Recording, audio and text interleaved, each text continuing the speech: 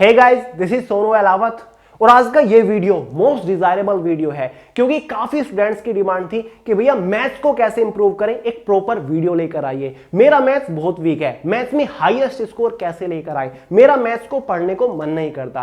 तो फ्रेंड्स, आज इस वीडियो में आपको बताने वाला हूं कि कैसे आप कम से कम टाइम में मैथ्स को जबरदस्त तरीके से इंप्रूव कर सकते हैं और गारंटेडली इस वीडियो के बाद आप मैथ्स में एक्सपर्ट बन जाओगे।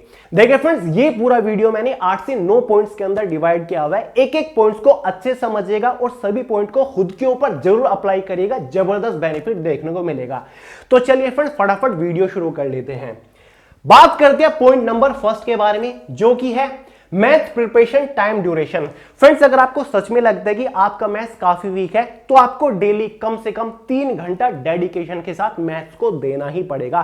फुल कंसंट्रेशन के साथ, फुल फोकस के साथ लगातार 3 घंटा मैथ्स आपको डेली पढ़ना पड़ेगा। मैं ये नहीं कहते कि आप एक बार पढ़ने बैठे फिर उसके 3 घंटे बाद ही पढ़ के उठे। आप हर 1 घंटे के बाद 10-10, 15-15 मिनट के ब्रेक बीच में लेते रहिए। इससे माइंड रिलैक्स रहेगा, माइंड फ्रेश रहेगा और साथ ही माइंड को डेटा एक्सेस करने का भी प्रॉपर टाइम मिल जाएगा। क्योंकि यार मैथ्स ऐसा ही सब्जेक्ट है, माइंड कूल रहना बहुत ज्यादा जरूरी है। तो फ्रेंड्स, अगर आप रियली में मैथ्स को जल्दी इंप्रूव करना चाहते हो तो आपको मैथ्स को थोड़ा ज्यादा टाइम तो देना ही पड़ेगा, मैथ्स को थोड़ी ज्यादा इज्जत तो देनी ही पड़ेगी। सेकंड इंपॉर्टेंट पॉइंट है maximum focus on self study. Friends, आपको सेल्फ स्टडी के ऊपर ज्यादा फोकस करना है। ये नहीं होता है कि आप डेली 3-3, 4-4 घंटे की कोचिंग क्लासेस ले रहे हो, ऑनलाइन क्लासेस ले रहे हो और सोच रहे हो कि मैंने तो आज काफी पढ़ लिया। नहीं फ्रेंड्स, अगर आपको मैथ्स को इंप्रूव करना है तो ज्यादा से ज्यादा टाइम आपको सेल्फ स्टडी को देना पड़ेगा।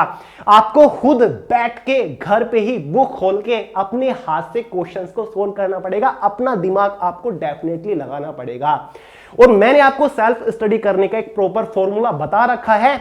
आप दिन में जितनी भी घंटे की क्लास ले रहे हो उसका 1.5 गुना आपको सेल्फ स्टडी को देना चाहिए। उसे ही हम बोलते हैं परफेक्ट प्रिपरेशन।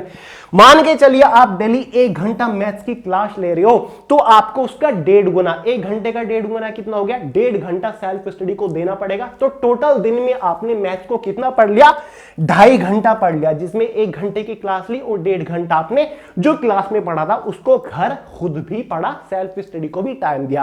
क्योंकि friends, self study is more powerful than any classes. हमेशा आपको बोलता हूं तो सेल्फ स्टडी के ऊपर ज्यादा फोकस करना है। लेक्चर वगैरह, क्लास वगैरह तभी लीजिए जब आपको जरूरत पड़े। क्लासेस के ऊपर डिपेंड मत हो जाइए, कमजोरी मत बनाइएगा इसको। पॉइंट नंबर 3 है स्ट्रॉन्ग कैलकुलेशन। देखिए फ्रेंड्स, कॉम्पिटिटिव एग्जाम में केवल क्वेश्चंस को सोल्व करना ही काफी नहीं है। आपको एक लिमिटेड टाइम के अंदर क्वेश्चंस को सोल्व करना होता है। मतलब आपको क्वेश्चंस को फास्ट सोल्व करना होता है। और अगर आपको क्वेश्चंस को फास्ट सोल्व करना है तो आपको अपनी कैलकुलेशन को बहुत ज्यादा स्ट्रॉन्ग बनाना पड़ेगा। इतना स्ट्रॉन्ग बनाना पड़ेगा कि क्वेश्चन सोल्व करते टाइम आपको पेन की जरूरत ही ना पड़े कैलकुलेशन करने के लिए। आप खुद माइंड में इमेजिन करके कैलकुलेशन कर लो। कैलकुलेशन इतनी स्ट्रॉन्ग होनी चाहिए, तब जाके मैथ इंप्रूव होगा। और कैलकुलेशन को स्ट्रॉन्ग करने का जबरदस्त फॉर्मूला आपको बताता हूं। देखिए फ्रेंड्स, डेली जब आप मैथ्स को पढ़ने बैठो उससे 30 मिनट पहले आपको इस फॉर्मूले के ऊपर काम करना है। आपको डेली 30 मिनट कैलकुलेशंस के ऊपर काम करना है। कैलकुलेशंस में स्पेशली हमारा एडिशन होता है, सब्ट्रैक्शन होता है, मल्टीप्लिकेशन आपको करना होता है, डिवाइड करना होता है, स्क्वायर रूट्स वगैरह आपको करने होते हैं। तो कैसे आप इनमें इसको माइंड में ही कर सकते हैं। डेली आपको कुछ रैंडम डिजिट एडिशन के लिए लिख लेनी है इस तरीके से, जैसे कि मैंने लिखा हुआ है केवल रैंडम डिजिट है। ऐसी मल्टीप्लिकेशंस की कुछ रैंडम डिजिट लिख लीजिए, ऐसे ही कुछ स्क्वायर रूट्स, क्यूब रूट्स लिख लीजिए। अब आपको खुद उनको सोल्व करना है, लेकिन पेन से नहीं, आपको अपने माइंड में इमेजिन करके उनको सोल्व करना है। मतलब खुद ही माइंड से ही इनको सोल्व करने की कोशिश करिए, माइंड से ही ऐड करिए। बिना पेन का इस्तेमाल करके इनकी मल्टीप्लिकेशन करके लिखिए, पेन का इस्तेमाल नहीं करना। अगर आप डेली 30 मिनट्स ऐसे कैलकुलेशन के ऊपर काम कर लेते हो तो डेफिनेटली कैलकुलेशन बहुत ही स्ट्रीम हो जाएगी। इससे जो माइंड की प्रोसेसिंग पावर है ना वो भी बढ़ जाएगी और आप हर एक क्वेश्चन को फास्ट सोल्व कर पाओगे। मैं तो ये कहता हूं जो स्क्वायर रूट्स है ना जितने भी इंपॉर्टेंट, वो आपको याद ऑलरेडी होने चाहिए। ऐसे क्यूब रूट्स जो इंपॉर्टेंट है वो आपके याद होने चाहिए। ऐसे ही आपको सब्ट्रैक्शंस के ऊपर प्रैक्टिस करनी है डेली रैंडम डिजिट्स के ऊपर, ऐसे ही आपको डेली डिवाइडेशन के ऊपर प्रैक्टिस करनी है रैंडम डिजिट्स के ऊपर। डेली ऐसा कोई चार्ट बना लीजिए जिसमें रैंडम डिजिट हो और फिर उनको फटाफट माइंड से ही सोल्व करिए, माइंड से ही सब्ट्रैक्ट करिए, ऐड करिए, मल्टीप्लिकेशन करिए, डिवाइड करिए, स्क्वायर रूट्स करिए, मजा भी आएगा और बेहतर भी होगी कैलकुलेशन। और जब आप मैथ पढ़ने बैठो ना, उससे 30 मिनट पहले करिएगा, क्योंकि इससे माइंड एक्टिव हो जाएगा, मैथ्स में मन लगने लग जाएगा, माइंड की जितनी भी नसें होंगे ना वो पूरी तरीके से खुल जाएंगे, एकदम एक्टिव हो जाएगी कैलकुलेशन करने में। तो ये कैलकुलेशन इंप्रूव करने का एक पावरफुल टेक्निक है। नेक्स्ट है पॉइंट नंबर 4, क्वेश्चन इमेजिनेशन। जब भी आप प्रिपरेशन कर रहे होते हैं ना मैथ्स को, कोई भी क्वेश्चन आपने पढ़ा, तुरंत आपको पेन उठा के सोल्व करने नहीं लग जाना है। यह सबसे बड़ी गलती होती है और इसी वजह से कभी भी आप मैथ्स को इंप्रूव नहीं कर पाओगे। जब भी आप मैथ्स की प्रैक्टिस कर रहे होते हैं ना, सबसे पहला काम आपका होना चाहिए कि क्वेश्चन को बहुत ही ध्यान से पढ़ें। अगर क्वेश्चन समझ नहीं आया, दोबारा शांत दिमाग के साथ क्वेश्चन को पढ़ें और क्वेश्चन पढ़ते ही सोल्व करने मत बैठ जाइए, पेन का इस्तेमाल करने मत बैठ जाइए। सबसे पहले क्वेश्चन को अपने माइंड में इमेजिन करिए, क्वेश्चन की इमेज बनाने की कोशिश करिए, क्वेश्चन को माइंड में ही सोल्व करने की कोशिश करिए कि इस क्वेश्चन को मैं कैसे सोल्व कर सकता हूं, इस क्वेश्चन में कौन सा फॉर्मूला लगेगा, इस क्वेश्चन में कौन सा लॉजिक लगेगा। क्वेश्चन को माइंड के अंदर ही सोल्व कर लीजिए, बाद में केवल पेन उठाइए कैलकुलेशंस करने के लिए और फाइनल आंसर लाने के लिए। माइंड में अगर क्वेश्चन सोल्व होने की क्षमता आपके पास आ गई ना, तो आप बड़े से बड़े क्वेश्चन को फटाक से बहुत ही कम टाइम में, 1 मिनट से भी कम टाइम में सोल्व कर लोगे। तो भाई अगर माइंड की प्रोसेसिंग पावर आपको बढ़ानी है तो क्वेश्चन को माइंड के अंदर ही सोल्व करने की कोशिश करिए। क्वेश्चन की इमेज बनाइए पहले माइंड में कि हाँ भाई क्वेश्चन किस तरीके से सोल्व होगा, ये मैंने कब पढ़ा था, कौन सा लॉजिक लगेगा, किस तरीके से सोल्व होगा, तब जाके उसे सोल्व करने की कोशिश करिए। पेन का कम से कम इस्तेमाल आपको करना है पढ़ते टाइम, प्रिपरेशन करते टाइम, प्रैक्टिस करते टाइम। तो पहले क्वेश्चन की इमेज बनाइए, तब जाके क्वेश्चन को सोल्व करिए। बहुत सारे लोग यही तो गलती करते हैं, क्वेश्चन देखा, समझ में नहीं आया और उसको सोल्व करना शुरू कर दिया और बीच में जाके फिर अटक जाते हैं, उसको बीच में ही छोड़ देते हैं। ये गलती नहीं करनी। क्लियर है? तो ये मोस्ट पावरफुल पॉइंट है। नेक्स्ट है पॉइंट नंबर 5, क्वेश्चन कैटेगराइजेशन। ये मोस्ट इंपोर्टेंट पॉइंट है। मैथ्स को अगर इंप्रूव करना चाहते हैं तो कोई ऐसी बुक लेकर आ जाइए जिसमें चैप्टर वाइज मैक्सिमम क्वेश्चन दे रखे हो। कोई ऐसी बुक आपके पास होनी चाहिए मैथ्स की जिसमें चैप्टर वाइज मैक्सिमम क्वेश्चन हो, जैसे कि प्रॉफिट एंड लॉस से कम 100 से 150 क्वेश्चन होने चाहिए, परसेंटेज से रिलेटेड 100 से 150 से 200 क्वेश्चन होने चाहिए, ऐसे ही रेशियो प्रपोर्शन से मैक्सिमम क्वेश्चन होने चाहिए। ये नहीं होना चाहिए कि एक चैप्टर से केवल 10 से 12 से 15 ही क्वेश्चन हो, उसमें मजा नहीं आएगा।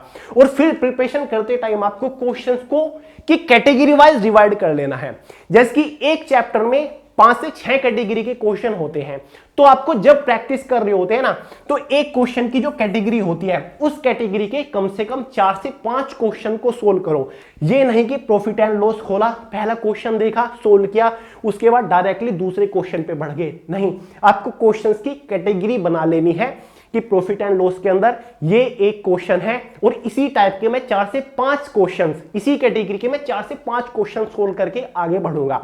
इससे रिटेंशन पावर बढ़ेगी, आप आसानी से भूलोगे नहीं, उस कैटेगरी के हर एक टाइप के क्वेश्चन को सोल्व करने के लिए आप सक्षम हो जाओगे और उस क्वेश्चन को वहीं पर मार्क कर दे। और जब आप दोबारा से सिलेबस को रिवाइज करते हुए आओगे ना, फिर आप उस कैटेगरी के केवल एक ही क्वेश्चन को सोल्व कर लीजिएगा, बात बन जाएगी, क्योंकि आपने पहले बहुत सारे क्वेश्चन के ऊपर प्रैक्टिस कर रखी है। क्लियर है? इसीलिए मैं बोल रहा था कि कोई ऐसी बुक आपके पास होनी चाहिए जहां पर चैप्टर वाइज मैक्सिमम क्वेश्चन दिए हुए हो। तो कम से कम एक चैप्टर से 100 से 150 क्वेश्चन के ऊपर जब प्रैक्टिस करोगे तभी तो बात बनेगी। ये कहां की बात होगी, एक चैप्टर से 10 से 12 क्वेश्चन सोल्व करके आगे बढ़ गई और फिर बोल रही हो कि मेरा तो प्रॉफिट एंड लॉस स्ट्रॉन्ग नहीं है।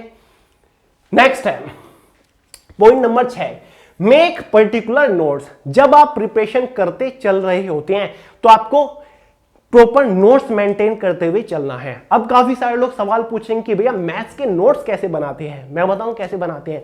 आपके पास proper chapter wise formula collection होना चाहिए कि कौन से चैप्टर के क्वेश्चंस के अंदर कौन से फॉर्मूले लगते हैं। तो राइटिंग में आपके पास वो पर्टिकुलर होने चाहिए कि प्रॉफिट एंड लॉस के क्वेश्चंस को सोल्व करने के लिए इन फॉर्मूलाज की मुझे जरूरत पड़ेगी, और वो सभी फॉर्मूले अच्छे से माइंड के अंदर होने चाहिए। उन सभी फॉर्मूलों को अच्छे से याद कर लीजिए। तो फॉर्मूला कलेक्शन आपके पास होना चाहिए, इससे चीजें आसान हो जाती है, आपको पता लग जाता है कि किस कैटेगरी का क्वेश्चन किस फॉर्मूले से सोल्व होगा।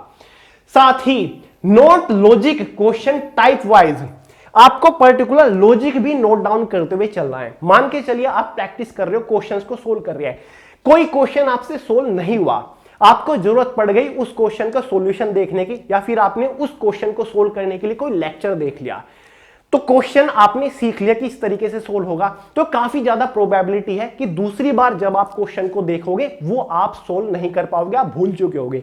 इसलिए आपको उसी टाइम पर नोट बनाते हुए चलना कि भाई इस टाइप का एक क्वेश्चन था और ये क्वेश्चन किस तरीके से सोल्व हुआ, इस क्वेश्चन में कौन सा फॉर्मूला लगा, ये क्वेश्चन किस लॉजिक से सोल्व हो रहा है। आपको प्रॉपर नोट डाउन करते हुए चलना है कि हाँ, प्रॉफिट एंड लॉस का एक इस टाइप का क्वेश्चन था, इसको सोल्व करने के लिए ये लॉजिक मैंने लगाया। हिंदी में लिख दीजिए कि भाई ये क्वेश्चन ऐसे सोल्व होगा, तो आगे जब आप रिवीजन करोगे तो आपको प्रॉब्लम नहीं आएगी। फटाफट नोट खोले और देखा कि हाँ क्वेश्चन में क्या लॉजिक लगा था और आपने अपने हाथ से सिंपल लैंग्वेज में लिख रखा था, तो एक बेनिफिट पॉइंट है। नेक्स्ट है सिलेबस मैपिंग, ये मेरा इंपॉर्टेंट पॉइंट है, मुझे बहुत पसंद है। अगर आप किसी कॉम्पिटिटिव एग्जाम की तैयारी कर रहे हो ना, तो उस एग्जाम के अकॉर्डिंग पूरे सिलेबस की मैपिंग बना लीजिए।